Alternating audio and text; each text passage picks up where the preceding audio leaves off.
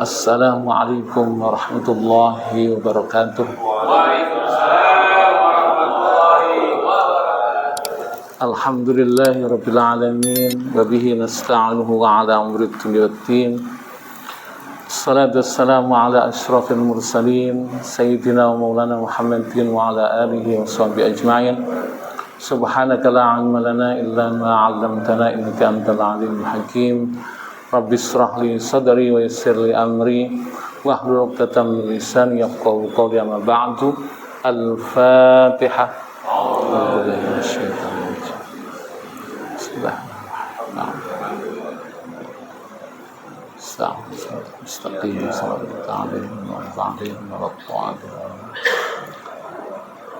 Bapak, saudara sekalian, bil khusus pada pengurus DKM SIP, Assalam, yang mudah-mudahan semuanya dimulakan oleh Allah Subhanahu wa taala.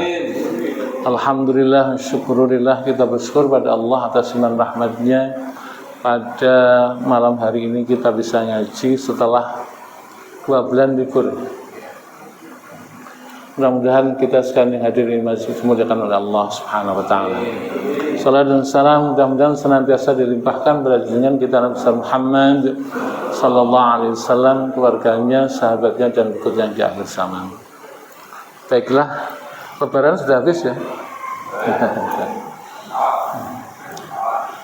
Sudah habis Lebaran, apalagi kuenya sudah habis.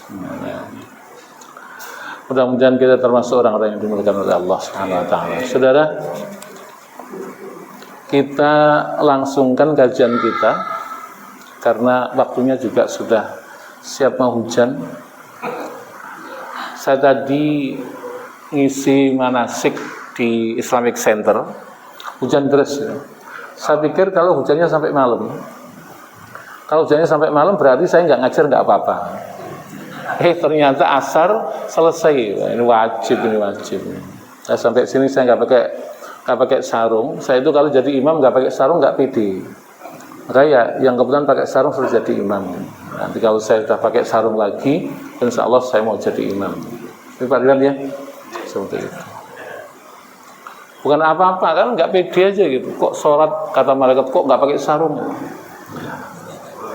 Bukan dari nggak boleh saja, cuma tadi nggak pede. Gitu. Baik, saudara sekalian berbahagia, kita melanjutkan. Suara saya bisa ditangkap nggak ini? Suara saya bisa ditangkap nggak? Bisa ya. Bisa didengar. Mulai. Baik, kajian kita melanjutkan bahasan kita pada bab akhlak yang sekarang masuk pada fi khuluqit tawadhu wa tammul kibr. Adalah pada akhlak tawadhu. Tawadhu itu maknanya merendah. Ya. Dan kemudian wadamul kibr, dan jauh daripada sombong. Jadi kalau tawadhu itu artinya merendah, dan kemudian tidak adanya kesombongan, sombong dari kalimat kibr. Kalimat kibr itu sebenarnya mencakup pada seluruh perasaan yang kita merasa lebih dibandingkan orang lain. Merasa lebih alim, merasa lebih soleh, merasa lebih pintar, merasa lebih kaya, dan merasa yang ini, itu adalah sifat sombong. Dan itu adalah sesuatu yang sangat dicela oleh agama ini. Baik, untuk mengharapkan kebenaran dari Allah, maka kemudian kita bacakan kalimatnya. Al-muslimu yatawadha'u fi ghairi mahanah. Orang Islam itu adalah orang yang merendah tapi tidak sampai dengan menghinakan diri. Jadi merendah tapi enggak menghinakan diri sendiri. At-tawadhu min akhlaqihil masaliyah fi sifat wa sifatul aliyah. Dan kemudian tawadhu itu sifat adalah watak yang bagus dan kemudian sifat yang tinggi. Kama annal kibr laisa lahu. Kalau kemudian sebaliknya kibr itu adalah bukan seperti itu. Artinya tidak mulia dan tidak tinggi. Wala yambagi limislihi idzal muslimu yatawadhu liyar tafi'a. Nah, orang-orang yang bisa tawadhu itu adalah orang yang dimuliakan oleh Allah Subhanahu wa taala. Jadi gini, kalau orang tawadhu orang yang merendah. Kenapa mesti merendah? Karena grade-nya begini. Kalau kemudian kita merasa lebih tinggi daripada orang lain, maka kemudian ini takabur, sombong. Dan sombong dalam segala hal itu dicela oleh Allah Subhanahu wa taala sebagaimana hadis Rasulullah sallallahu alaihi wasallam, "Man fi qalbihi mislu dzarratin minal kibr la yadkhulul jannah." Kalimatnya dibalik. La yadkhulul jannata man kana fi qalbihi misqala dzarratin minal kibr. Enggak masuk surga orang yang dalam hatinya ada kesombongan walaupun hanya sebesar biji dzarrah. Ya, jadi sombong. Oleh karena itu kemudian paling tidak kita harus merasa sama setara dengan orang lain, tidak merasa lebih hebat dibanding orang lain dalam segala hal ini. Nah, tapi ini standar saja sebenarnya. Yang menjadi kita mulia itulah ketika kita mampu merendahkan diri atau merasa rendah dibandingkan dengan orang lain. Ya, jadi kita merasa lebih rendah dibandingkan orang lain ini adalah tawadhu itu di situ. Dan tawadhu itu tidak ada yang dihasilkan dari tawadhu kecuali kemuliaan. Jadi orang yang mulia itu bukan orang yang merasa hebat, bukan.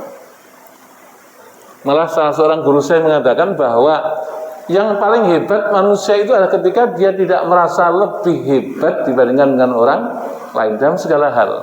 Nah, cuma kalau sekarang itu perkara yang susah itu.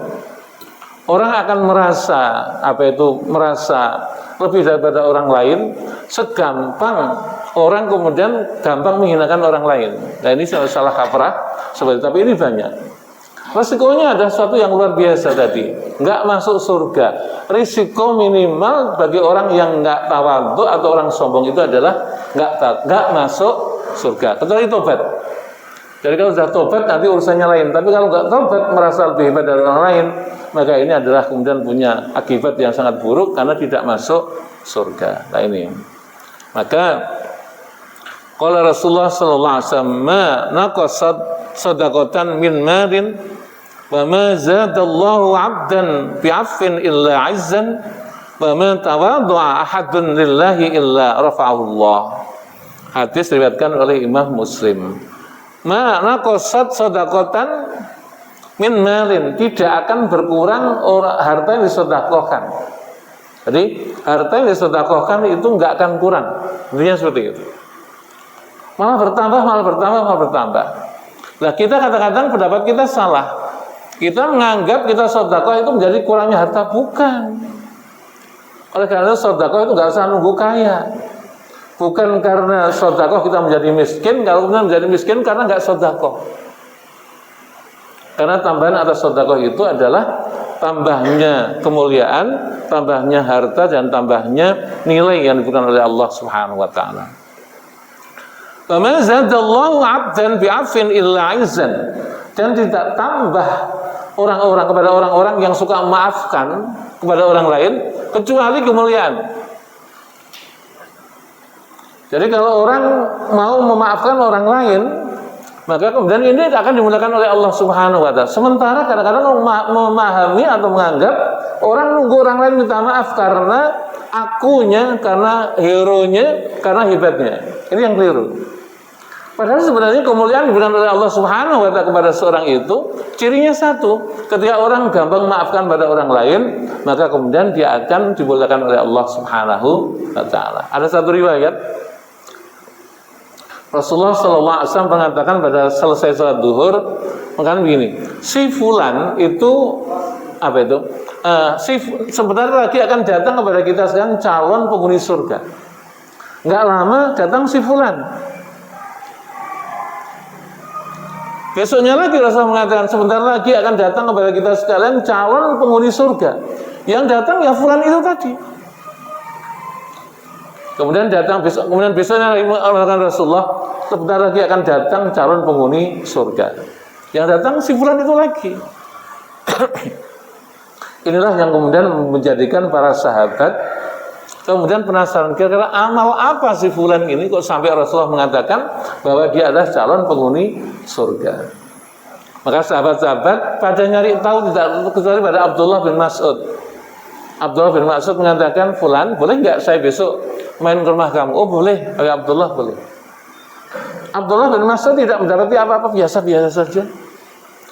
Tapi Abdullah bin Mas'ud menyatakan pasti ada. Sampai dengan 2 kali, 3 kali nggak ketemu apa-apa. Nah, karena penasarannya, Kemudian Abdullah mengatakan pada Fulan ini, Fulan boleh nggak saya besok itu nginep di rumahmu? Karena dia belum mendapatkan apa-apa yang dicari itu. Apa amalannya? Sehingga kemudian Rasulullah mengatakan dia calon penghuni surga. Ya.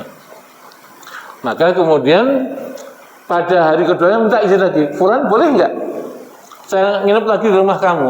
Oh boleh wahai Abdullah. Nah, maka kemudian kalau malam pertama nginep itu Abdullah bin Mas'ud tidur duluan dan nggak mendapatkan apa-apa, maka dibalik kemudian Abdullah bin Mas'ud pura-pura tidur. Nah, ketika si Fulan ini mengetahui bahwa tamunya sudah tidur, maka dia bangun. Apa yang dikatakan oleh tuan rumah ini? Ya Allah, aku maafkan segala kesalahan orang padaku pada hari ini walaupun dia tidak minta maaf padaku. Dan aku mohon ampunan pada engkau. Abdullah bin Mas'ud, oh ini amalannya yang luar biasa ini. Dan nggak banyak orang melakukan itu, nggak banyak kan? Jadi ini amalan yang hebat itu. Jadi dia berdiri minta ampunkan pada Allah. Dia mengikrarkan bahwa ya Allah, aku maafkan kesalahan orang-orang yang bersalah kepadaku pada hari ini, walaupun dia tidak sempat minta maaf padaku. Dan kemudian ampunilah dosaku. Ini maaf seperti itu. Jangan kemudian dibalik kalimatnya tiada maaf bagimu. Kan kacau. Ya. Makanya hal-hal susah maafkan itu ya manusiawi sebenarnya. Cuma Allah pernah tegur itu. Jadi kasusnya begini. Pada satu perangan Rasulullah itu ngajak istri beliau yaitu Siti Aisyah radhiyallahu anha ikut perang. Selesai perang, maka dalam keadaan lelah, maka kemudian Rasulullah itu satu kereta dengan apa itu Siti Aisyah. Siti Aisyah baru sadar bahwa ada kalungnya, yang kalungnya ini besar tentu. Karena pemberian dari ayahanda beliau namanya Abu Bakar Siddiq itu. Hilang itu. Maka kemudian tanpa sepengetahuan Rasulullah, dan Rasulullah itu tertidur pulas itu. Siti Aisyah nggak tega membangunkan suaminya. Maka dia turun dari kereta dan lari untuk mencari emas kalungnya yang hilang itu tadi. Lari ngalor ngidul nggak ketemu, kelelahan tidur. Maka ketika tidur itu kemudian tertidur di tengah jalan. Dan Rasulullah itu biasanya kalau telah melaksanakan peperangan itu senantiasa ada pasukan yang nyapu dari belakang. Karena dimungkinkan ada yang orang kececer, ada orang sakit dan sebagainya. Nah kebetulan si Fulan ini anak muda, ganteng, cakep gitu, menemukan Siti Aisyah di dalam jalan ngeletak itu. Maka dibangunkanlah Aisyah radhiyallahu anha dan dipersilahkan untuk nuntun naik ke dalam kudanya dan kemudian anak muda ini yang nuntun. Nah, melihat kayak begitu orang-orang yang hatinya sakit, orang munafik membuat sasus, membuat gosip. Jadi gosip bukan sekarang aja, bukan, dulu juga ada. Karena ini santer banget, ini anak muda yang kemudian tampan, ganteng, gagah. Siti Aisyah juga masih muda, umurnya masih 18 tahun. Cantik luar biasa itu. Dan kemudian naik di atas kuda dituntun oleh anak muda yang kayak gitu. Maka orang munafik bin Sasus sampai Rasulullah cemburu. Cemburu kan? Pak Ratimin istrinya cantik, masih muda. Kemudian ditolongin sama Ustaz Ridwan yang masih muda juga gitu. Kemudian mendapati kontanya seperti itu. Ya kalau orang-orang yang benar insya Allah nggak ada masalah, husnudzon kan. Tapi yang nggak benar ini masalah kan, bikin kasus. Paling Bu Ratimin juga ada apa-apanya dengan Ustaz Ridwan kan gitu. Gitu. Maka sesuatu luar biasa sampai Rasulullah cemburu. Bahkan satu riwayat dikatakan Rasulullah itu sampai tanya kepada Ali bin Abi Thalib, Ali gimana enaknya kalau seperti ini Aisyah diapakan? Ali bin Abi Thalib ngomongnya nggak dipikir dulu, mengatakan kalau gitu cerai aja Rasulullah. Kayak gitu. Sampai kemudian Allah menurunkan wahyu yang ini mengklarifikasi bahwa Siti Aisyah nggak diapa-apain. Selesai barusan itu. Cuma Sasus sudah kemana-mana. Nggak ada orang yang namanya Mistah. Mistah ini bujangnya Abu Bakar. Ini makannya ditanggung Abu Bakar, kerjaannya ditanggung Abu Bakar, rumahnya tinggal juga ditanggung oleh Abu Bakar. Ikut nyebarin gosip. Kesel Abu Bakar ya, sebagai manusia biasa ya, kesel banget itu. Sampai kemudian Siti Abu Bakar mengancam kepada Mistah, pokoknya mulai sekarang kamu mau keleleran, mau nggak makan, kamu nggak boleh tinggal di rumah saya. Saking keselnya itu. Ya, saking keselnya kayak gitu. Pacar kan kayak gitu kalau manusia. Anaknya digosipin. Maka kemudian seperti itu, sadar Mistah itu minta maaf. Oh, kalimatnya juga susah minta maaf kayak begitu. Enak aja, udah nyebar kemana-mana kok. Jangankan ke TU sampai GH sana nyebar gitu. Sakit betul. Nah, maka kemudian Allah menurunkan ayat fa'fu wasfahu atuhibbunallaha ayyaghfir lakum. Fa'fu kalimatnya fi'ilnya afun. Afun itu maafkanlah. Wasfahu dalam isfah. Isfah itu kalau bahasa Arabnya asalnya adalah menutup lembaran lama, membuka lembaran baru. Yang kemudian dari isfah dari musafahah. Musafahah itu diartikan dengan jabat tangan ya, musafahah. Maknanya apa?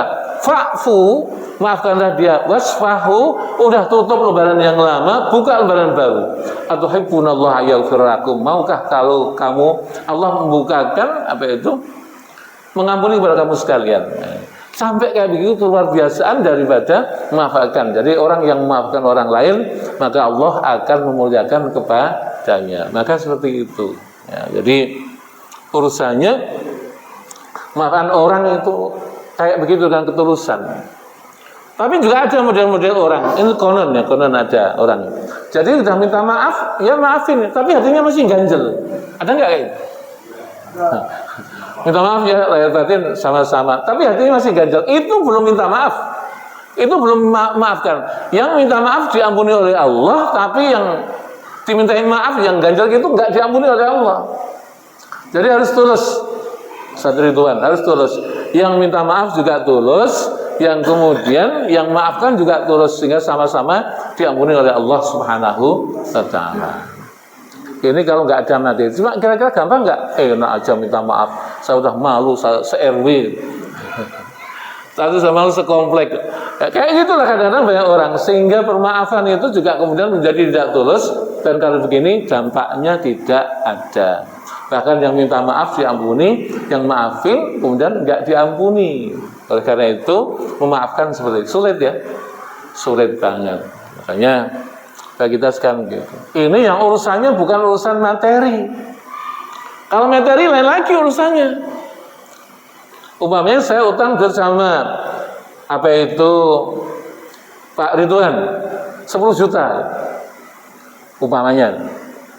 Mudah-mudahan sih enggak. Saya utang 10 juta atau Pak Haji Nanang ini. Saya utang berarti 10 juta Pak Haji.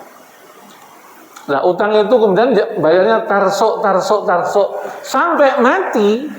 Saya mati, Pak Haji Nanang meninggal, gitu ya. Sampai kemudian itu minta yang bersangkutan minta kepada Allah. Ya Allah, ini hadis. Ya Allah, saya minta keadilan-Mu dan berkaitan dengan fulan itu. Maka ambilkanlah kemudian pahalanya untukku. Karena kan nggak mungkin nyaur kan, apalagi kemudian masuk kubur itu ditali kayak begitu, diikat kayak begitu dan nggak bawa cek lagi. Kan nggak bisa kan?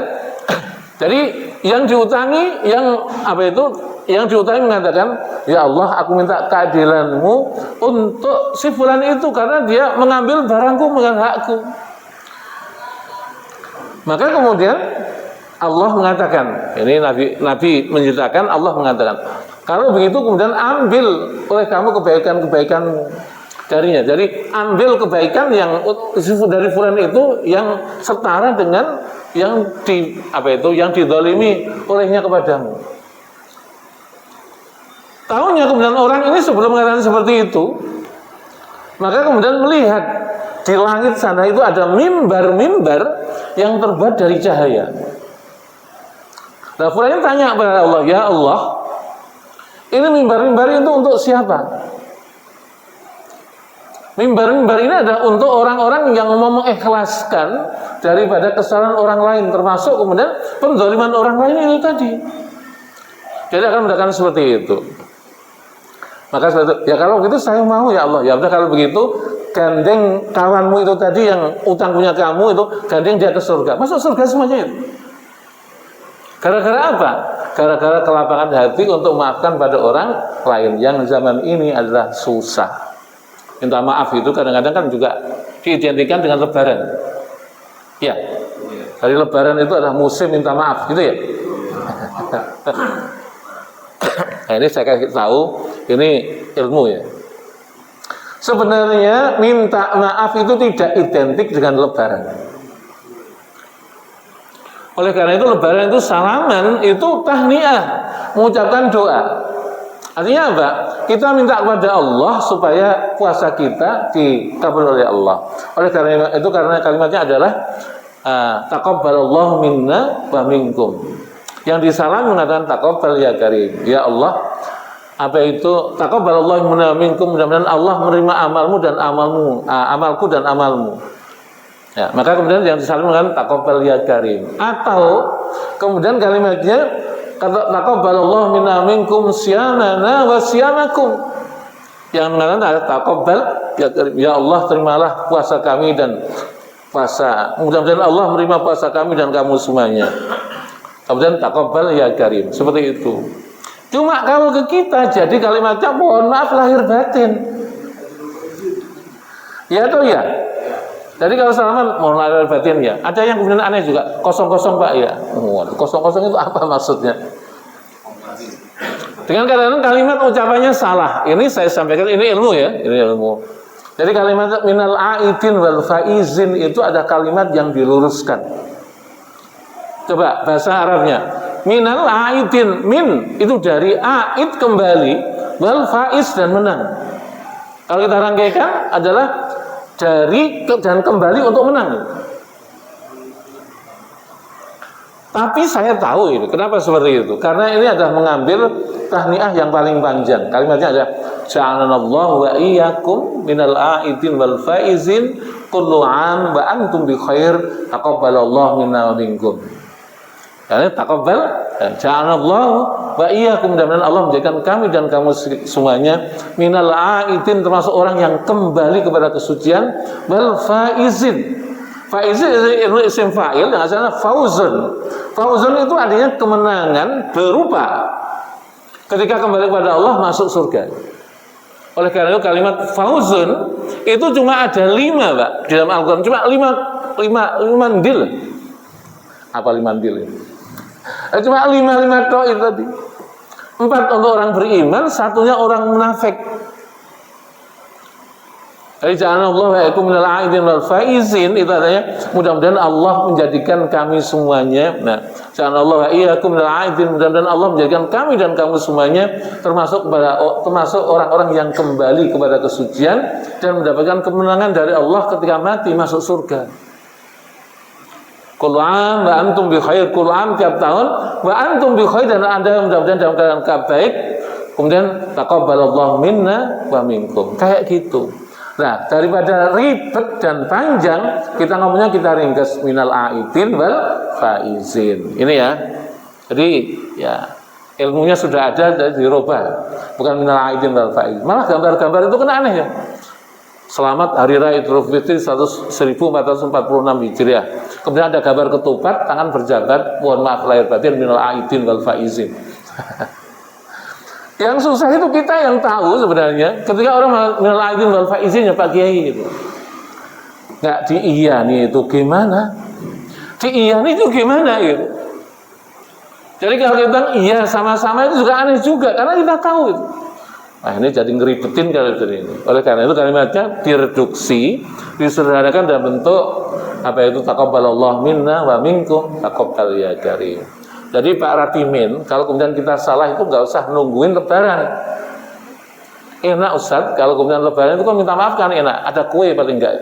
Bukan kayak gitu. Nggak pakai itu ya. Jadi kalau minta maaf itu setiap salah kita minta maaf. Setiap salah minta maaf. Nah ini yang terjadi pada masyarakat kita. Saya tidak bukan salah kaprah, enggak salah kaprah. Cuma harus diluruskan karena mengandung sesuatu yang tidak lurus. Seperti itu. Nah, kembali lagi pada masalah maafkan itu seperti itu. Yang minta maaf juga berat, kecuali orang yang didorong dengan apa itu kebaikan bisa minta maaf. Tapi kalau enggak susah. Kan sekarang orang berkaitan dengan gengsi dong. Suami kok minta maaf sama istri? Jujur. Kira-kira kalau dibandingkan salahnya suami kepada istri dengan salahnya istri kepada suami, kira banyakan mana? Banyakan istri gitu. Maunya kita suami kan gitu. Salahnya suami kepada istri dengan salahnya istri kepada suami, saya kasih tahu ya. Ini bu gak ada ibu-ibu. Jadi urusan ngepel lantai di rumah itu urusan suami. Nyuci urusan suami, masak urusan suami, gendong anak urusan suami. Itu ya. Jadi gitu. Oleh karena itu kewajiban kita, semuanya kewajiban kita. Kalau kita mau tahu. Tapi karena kita ini menganggapkan salah. Suami itu raja. Raja opo. Oleh karena itu kita memahami seperti ini, kita suami yang harus banyak minta maaf pada istri. Saya sampaikan, karena keberkahan seorang suami itu menjadi ada karena Allah mulia, istri memulakan pada suami. Doa kita ini kadang-kadang jarang dikabul oleh Allah karena masih banyak salah, Pak. Tapi kalau kemudian istri memulakan pada kita, ini makbul, pasti makbul. Oleh karena itu sebenarnya menang dikit, kalah dikit. Artinya kita banyak minta maaf. Dan manusia yang paling gampang maafkan itu adalah wanita, kecuali pada masalah-masalah tertentu. Jadi istri itu kalau kemudian kita maaf sehari 5 kali, kita salah 5 kali, 5 kali kita minta maaf akan dimaafkan. Kecuali kalau istrinya pendendam. Nanti kalau tiada maaf bagimu. Ini masalah ini. Jadi suami itu istilahnya begini, Pak. Tangannya itu punya isi kalau kemudian dia diisi kepribadiannya dengan baik. Nah, ya. Tangannya punya isi kalau kemudian dirinya diisi dengan kepribadian yang baik. Seperti itu. Makanya suami minta maaf pada istri dulu. Walaupun pada hal yang lain kadang-kadang istri juga minta maaf pada suami dulu. Cuma agak susah istri minta maaf pada suami itu. Jadi jadinya saya nungguin lebaran gitu. Apalagi tetangga dengan tetangga. Maka ulama kita juga mengajarkan pada kita sekalian, selesai surat itu sallallahu ala Muhammad salaman itu intinya permaafan, walaupun tidak mengatakan minta maaf lahir batin. Karena ada hadis mengatakan bahwa ketika seorang berjabat tangan, maka ketika itu Allah menggugurkan dosa keduanya. Ini sabda Rasulullah sallallahu alaihi wasallam. Jadi nggak usah nungguin. Jadi jangan dikatakan kalau selesai surat sallallahu alaihi wasallam bid'ah dhalalah, jangan, keliru itu.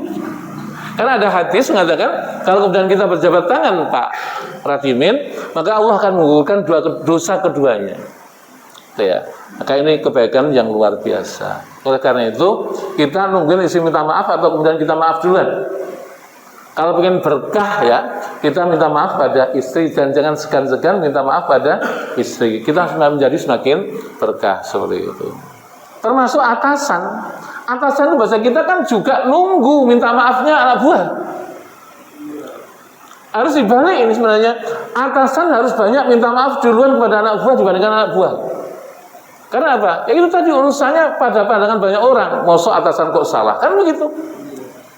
Sama tadi, mosok suami kok salah? Suami kan bener aja, semuanya bener itu. Nah ini ya, kita teruskan. Karena tadi tidak ada pemaafan kecuali Allah Subhanahu wa ta'ala. Tidaklah orang minta maaf kecuali kemudian Allah akan menambahkan kemuliaan pada orang yang minta maaf itu dulu. Jadi kalau kemudian kita hanya menunggu ditungguin minta maafnya oleh orang lain, maka kita termasuk orang yang terbelakang dalam kebaikan. Ya. Ya.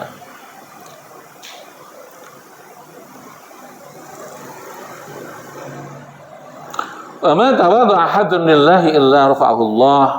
Jadi tidaklah orang tawadhu kecuali kemudian dia akan tinggal oleh Allah Subhanahu wa taala. Wa qala haqqu 'ala Allahi alla yartafi'a syai'un minad dunya illa wada'ahu. Ya. Ma naqasat haqqu 'ala Allahi alla yartafi'a syai'un minad dunya illa badal. Hak atas Allah Subhanahu wa ta'ala untuk tidak menaikkan derajat seseorang di dunia itu kecuali orang itu merendahkan diri. Hadis riwayat Imam Bukhari sahih. Maqala sallallahu alaihi wasallam dalam sabda Rasulullah sallallahu alaihi wasallam, yuhsyarul mutakabbiruna yaumal qiyamah amsalud dzarru fi surid dajjal yaghshahumud dhal min kulli makanin yusaquna ila sijnin fi jahannam yuqalu lahu bulis ta'luhu naran al-anyar yusqawna min asarati ahli nar tinatil khabal. Ini untuk orang-orang yang sombong. Jadi ada dasar neraka itu Pak, yang dahsyatnya luar biasa, yang neraka itu sangat takut kepada suara mereka sendiri. Jadi neraka itu sangat takut dengan ombak neraka di bawah itu, sehingga dia minta perlindungan pada Allah Subhanahu wa Ta'ala. Dan neraka yang ini akan ditempati oleh orang-orang yang sombong ketika di dunia. Jadi nerakanya itu luar biasa hebatnya karena kesombongannya, karena sebenarnya kebesaran itu milik Allah dan tidak ada yang berhak untuk menyandangnya atau memakainya kecuali Allah Subhanahu wa Ta'ala. Sampai neraka takut akan riaknya sendiri. Dan ini uniknya adalah ini diperuntukkan untuk orang-orang yang dalam hidupnya sombong. Oleh karena ini disinilah kemudian pentingnya apa itu merendah atau tawadhu seperti ini. Nah, ini ada beberapa hadis yang nggak usah kemudian apa itu saya bacakan, tapi maknanya sama itu. Qala Allah Ta'ala fi amrin Rasulullah SAW bitawadhu. Berfirman Allah Subhanahu wa Ta'ala pada perkara yang Rasulullah SAW diperintahkan untuk tawadhu. Allah mengatakan waqfid janahaka liman ittaba'aka minal mu'minin. Rasulullah mengatakan dan rendahkan dirimu untuk orang-orang yang mengikutimu minal mu'minin, dengan orang beriman. Rasulullah pun kemudian diperintahkan oleh Allah untuk merendah kepada orang-orang beriman dari umatnya. Kayak begitu. Rasulullah itu kurang apa ya? Ahli ibadah luar biasa, ahli sedekah luar biasa. Tapi kemudian itu juga dipesankan oleh Allah agar Rasulullah SAW merendahkan diri di depan umatnya yang apa itu merasa lebih hebat dibandingkan umatnya yang umatnya itu mengikuti padanya.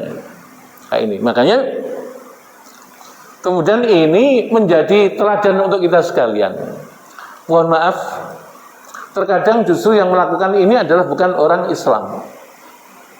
Siapa yang pernah ke Jepang? Belum ada? Sudah saya ceritai aja. Di Jepang itu Pak, juragan itu ke kantornya paling pagi. Paling pagi. Untuk apa? Nyambut tamunya selamat datang, selamat datang. Semuanya kayak gitu. Nanti kemudian kalau pulang paling sore dan mengucapkan terima kasih, terima kasih, terima kasih. Itu orang Jepang itu. Ini kan Islam sebenarnya. Cuma masalahnya orang Islam sendiri nggak mengamalkan itu. Ini ajaran luar biasa. Termasuk kalau kemudian orang Jepang itu kalau makanya bosnya makan roti, anak buahnya roti semuanya. Kalau bosnya makan sate, anak buahnya sate semuanya. Kalau kita kan enggak. Bosnya makan pizza, anak buahnya makan pakai sayur terong. Ini kan sebenarnya bukan Islami. Ya. Tapi kalau udah di sana itu Islami betul. Jadi makannya sama, Pak. Meja bapak buah maupun anak buah itu sama. Itu nilai Islam itu. Nah, kenapa seperti itu? Karena mereka sangat sadar. Dan ini adalah ajaran Islam di mana tidak ada orang yang hebat atau tidak ada orang kaya kecuali adanya orang miskin. Ya, ini pandangannya. Dan kemudian tidak ada orang yang mulia kecuali ada yang memuliakan. Nah, masalahnya adalah kemuliaan yang didapat sebenarnya oleh seorang itu ketika dia bisa memuliakan orang lain. Jadi tidak memaksakan pada orang lain untuk memuliakan dia, enggak. Dan ini adalah Islam. Maka berlaku satu hukum namanya kausa prima atau kausalitas. Jadi kalau kemudian kita ingin dimuliakan oleh Allah, maka hendaklah kita memuliakan pada orang lain. Nah, ini pokoknya. Jadi Islam itu yang luar biasa. Cuma sayangnya kadang-kadang di kita orang Islam banyak, tapi perilaku Islami kurang. Dan di luar itu juga kayak gitu. Sebaliknya, kalau di luar itu Islam sedikit, tapi orang Islam sedikit, tapi Islam ada di sana itu. Nah, ini hal yang lain. Saya pernah ke Jepang, Pak, ketinggalan laptop. Gitu. Dan saya masuk hotel itu setengah jam masuk hotel itu ada romboy toto-toto kamar nganterin laptop yang tertinggal di bandara. Teman saya juga kelihatan apa itu ketinggalan alat-alatnya gitu, dan kemudian balik lagi setengah jam waktunya. Padahal di Jepang juga orang Islam kan nggak banyak. Kalau kita nggak seperti itu, Pak. Jadi laptop di koper, di taksi, masih dipaksa untuk direbut ya. Repotnya kan gitu ya. Nah ini makanya saudara sekalian berbahagia bahwa kembali kepada masa prinsip tadi, merendahkan diri itu atau merendah itu sesuatu yang bagus, dan dengan merendah itu maka kemudian Allah akan memuliakan kepada kita sekalian.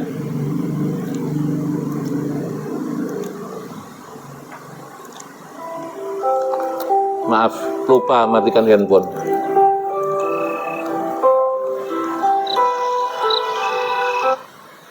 Yang telepon nggak tahu kalau yang ditelepon lagi ngaji. Saya kalau lagi ngaji itu ngangkat telepon juga nggak mau, Pak.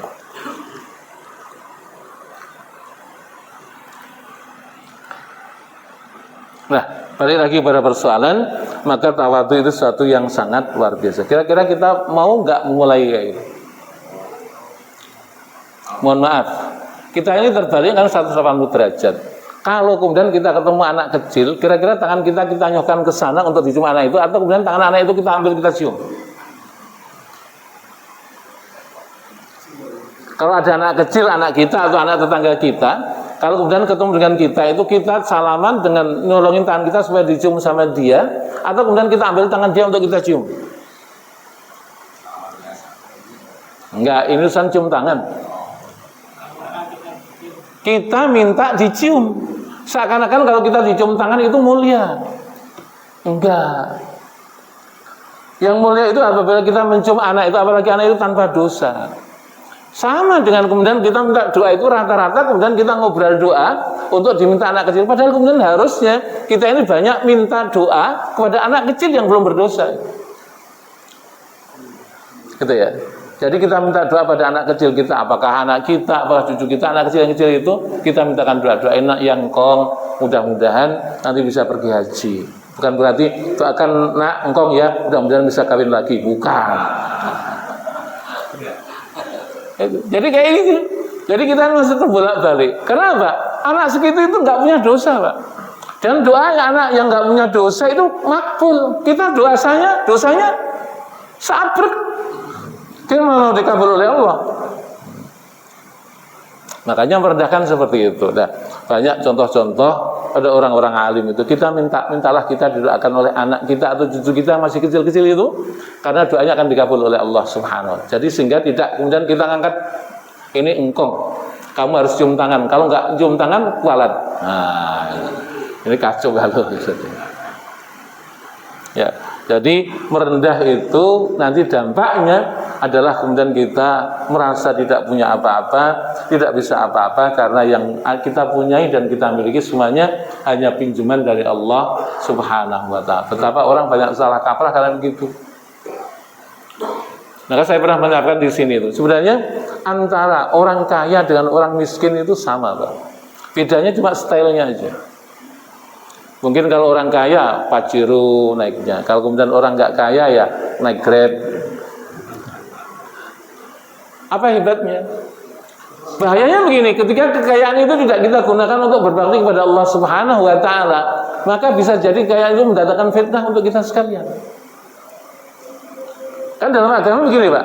Kemudian kita tidur pules karena kekenyangan, sementara 40 rumah ke depan, belakang, kanan, kiri nggak bisa tidur, kita berdosa kayak gitu.